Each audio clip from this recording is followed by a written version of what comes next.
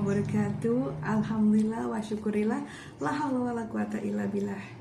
Di kesempatan yang luar biasa ini, senang sekali saya Estini Pamungkas bisa menjumpai sahabat Salimah semuanya dimanapun berada. Semoga kita senantiasa mendapatkan limpahan rahmat dan ridho serta hidayah dari Allah Subhanahu wa Ta'ala. Salawat serta salam semoga tetap tercurah kepada uswatun hasanah kita Nabiullah Muhammad Sallallahu Alaihi Wasallam, kepada keluarganya, sahabat-sahabiahnya, dan juga para pengikutnya hingga akhir zaman yang insya Allah dan mudah-mudahan kita diantaranya.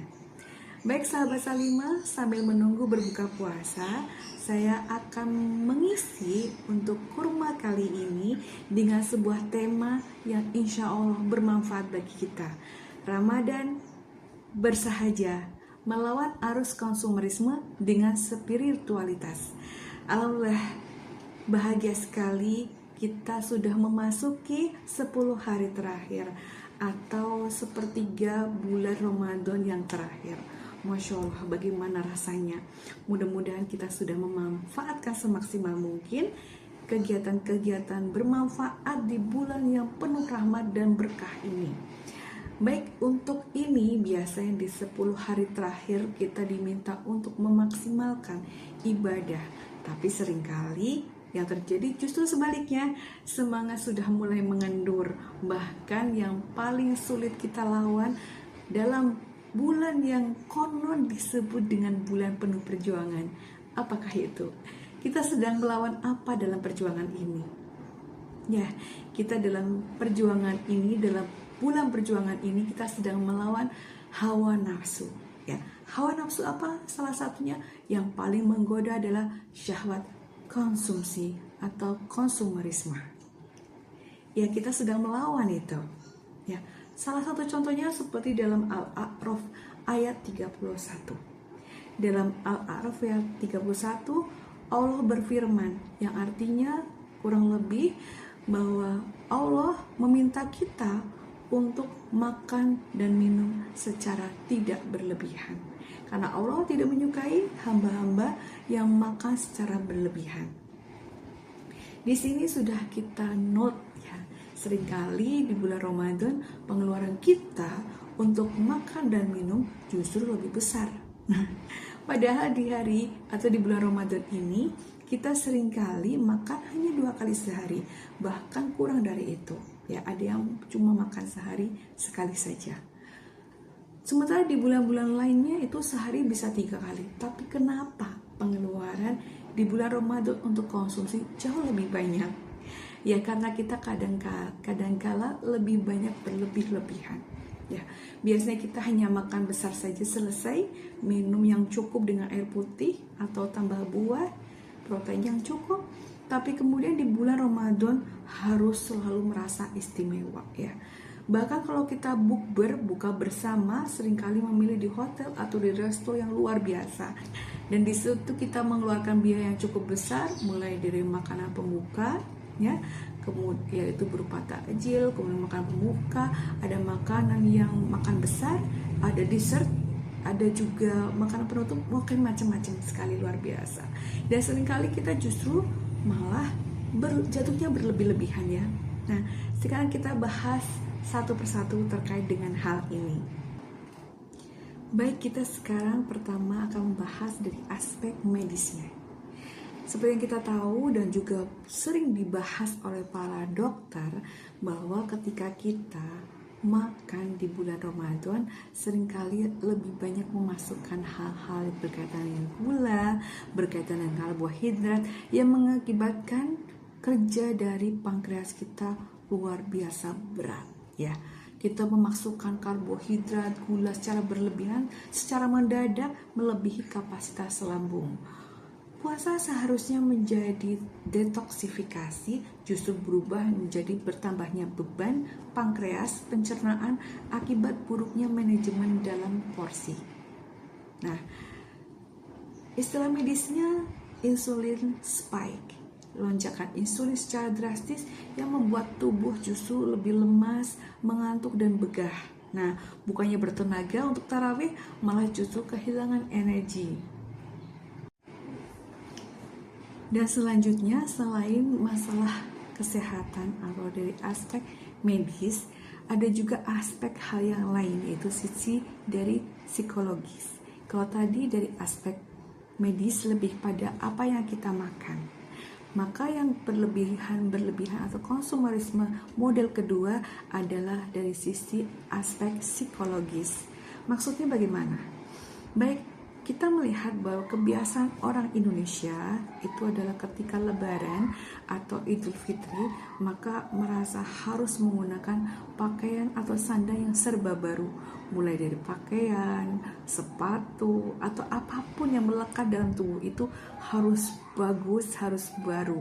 Nah, seringkali yang menjadi persoalan adalah kita di hari yang fitri, yang seharusnya kita itu menjadi puncak atau menerima hasil selama 30 hari menuju ketakwaan, kita malah fokus pada branded kerudung kita, branded pakaian kita yang sebenarnya sama sekali tidak penting.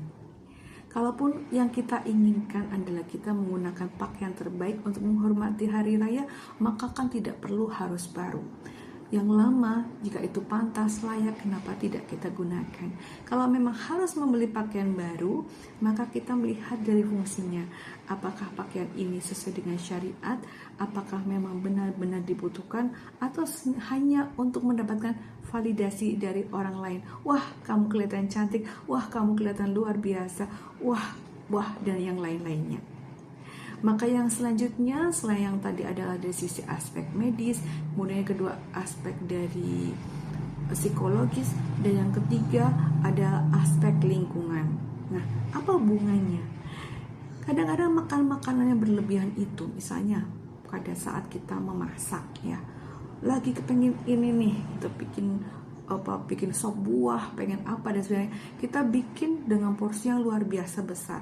Kita membayangkan suami dan anak-anak kita serta kita sendiri bisa menghabiskannya, dan ternyata lambung saat orang beribadah puasa itu biasanya cenderung mengecil, sehingga ketika kita sangat lapar lalu kita makan, ternyata tidak begitu lama kita merasa sangat kenyang, padahal mungkin kita sudah menciduk makanan begitu banyak ya.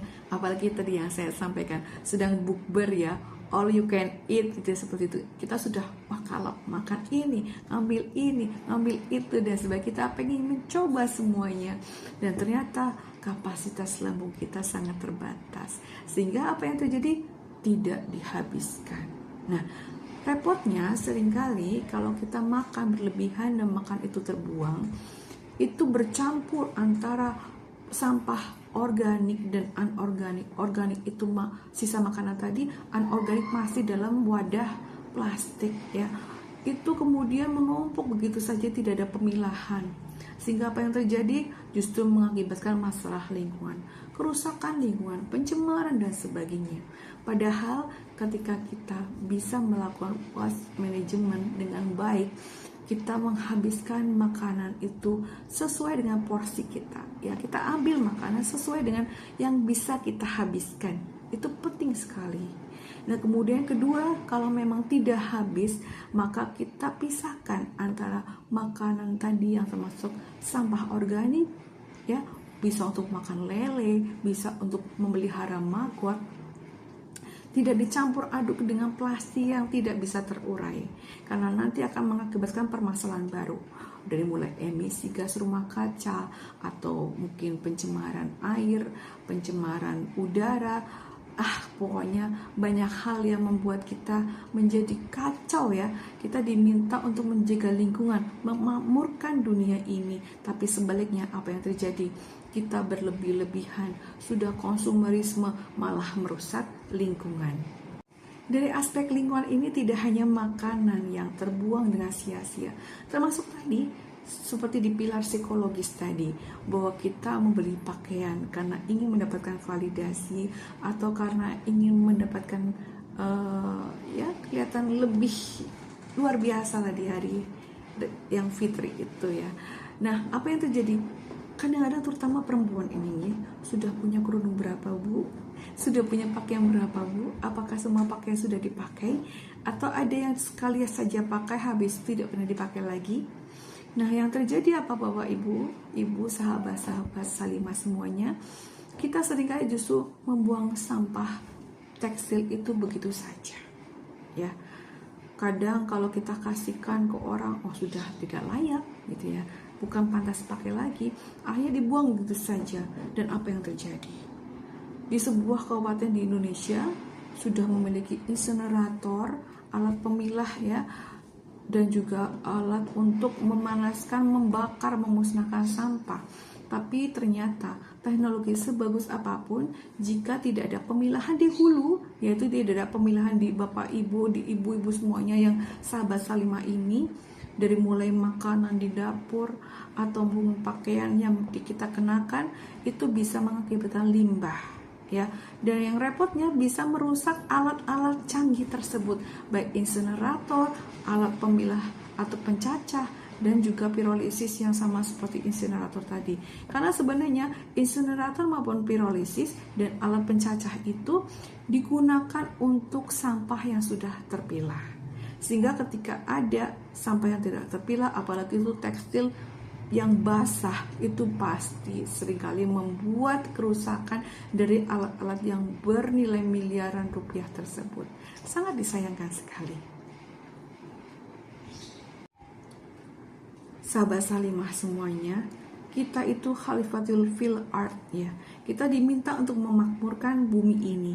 Bukan justru sebaliknya, kita merusak bumi ini dengan hanya kita merusak melalui sampah ya, yang berasal dari rumah kita sendiri, berasal dari sisa makanan kita, berasal dari pakaian-pakaian kita yang berlebihan tersebut ya.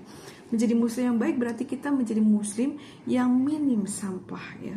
Jangan biarkan ibadah ini justru menyakiti bumi yang kita pijak. Nah, sekarang kita masuk ke pilar sosial. Pilar sosial di sini menjadi sebuah yang ironis ya. Di saat kita mengeluarkan begitu biaya yang banyak untuk kepentingan kita, seperti beli makanan berlebihan atau bingkisan makanan yang berlebihan, atau maksudnya makanan-makanan kue-kue kering yang berlebihan, pakaian baru yang berlebihan. Tapi di sisi lain, justru kita jarang sekali, ada juga yang malah lebih banyak pengeluaran untuk pribadi dibanding untuk berbagi ya.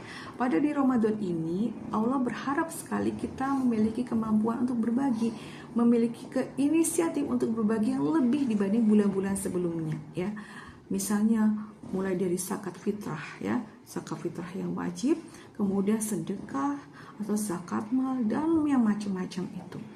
Nah, sangat ironis ketika kita makan secara berlebihan, tapi tetangga kita ternyata kelaparan. Ketika kita membeli pakaian ini, itu, dan sebagainya, ada tetangga kita atau saudara kita yang selama bertahun-tahun pakaiannya itu saja, bukan karena sederhana, tapi karena memang adanya itu. Bahkan tidak berani untuk membeli baju baru karena makan saja sulit. Nah, kita tidak tahu, itu adalah nanti kita akan dimintai pertanggungjawaban di sisi Allah. Kamu sedang apa? Kamu ngapain? Bagaimana kamu belanjakan uangmu di jalan Allah atau bukan? La haula wala quwata illa billah. Semoga kita bukan menjadi bagian yang Allah tidak ridhoi. Hanya karena apa? Hanya karena kita tidak empati kepada saudara-saudara kita. Baik, lalu solusinya bagaimana agar kita tidak memiliki budaya atau syahwat konsumsi tadi? Ada 3 tahap. Yang pertama adalah hitung ulang anggaran ya, evaluasi total dan persiapan lebaran Anda ya. Jangan sampai kita membeli hal-hal yang tidak diperlukan. Yang kedua, pangkas 30% dari anggaran untuk membeli keinginan, itu baju baru, makanan mewah yang tidak mendesak ya. Kemudian selanjutnya ketiga, mengalihkan, ubah pengeluaran tadi yang untuk konsumsi kita menjadi untuk dibagi-bagikan kepada orang-orang yang membutuhkan ya, baik itu tetangga, kerabat. Itu lebih baik adalah yang masih ada pertalian darah dengan kita. Yang kedua, tetangga-tetangga yang ada di sekitar kita, itu yang paling utama, baru kemudian selebihnya ya. Ini luar biasa. Karena seandainya kita melakukan 3 hal ini, hitung ulang anggaran, kemudian memangkas 30 anggaran untuk hal-hal yang tidak penting. Kemudian ketiga adalah kita memaksimalkan ya sedekah zakat kita untuk orang yang lebih membutuhkan. Maka insya Allah Ramadan ini bisa berhasil memberikan kita sebagai tujuannya itu menjadi orang yang lebih bertakwa. Merayakan Ramadan, merayakan Lebaran tidak dengan berlebih-lebihan, tapi justru dengan kesederhanaan, dengan kesahajaan. Caranya bagaimana? Ya, pertama kita menjadikan ini, momen Ramadan ini sebagai diet dari keinginan yang segala-galanya berlebih-lebihan itu ya. Kenapa? Bukan dari makanan yang berlebihan itu, kelezatan makanan itu yang dinilai oleh Allah. Bukan pula mahalnya pakaian di hari raya, tapi tingkat ketakwaan kita sampai ke Allah atau tidak ya. Sayang sekali ketika Ramadan berlalu tidak ada perubahan ketakwaan, tidak ada peningkatan progres apapun dari ketakwaan kita. Harapan kita lulus dari madrasah Ramadan ini yang pertama kita lebih bersahaja ya, kemudian lebih peduli, dan selanjutnya kita juga lebih mencintai alam. Baik sahabat Salimah dimanapun Anda berada, wah sudah hampir mendekati maghrib ya. Dan closing statement, saya berharap kita, Anda dan juga saya bisa lebih bersahaja, bisa lebih peduli, bisa lebih mencintai lingkungan dengan apa? Dengan kesahajaan, dengan kesederhanaan ya. Mudah-mudahan Allah meridhoi kita, memberikan rahmat dari itu pada kita, sehingga kita semakin bertakwa dengan sebenar-benar takwa. Wassalamualaikum warahmatullahi wabarakatuh.